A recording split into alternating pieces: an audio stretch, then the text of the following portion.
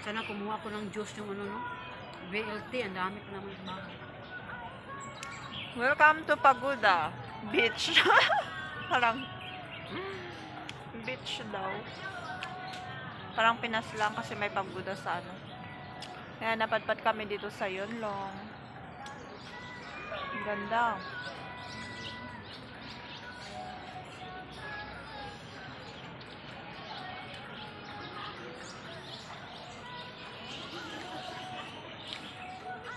Last day of CNY.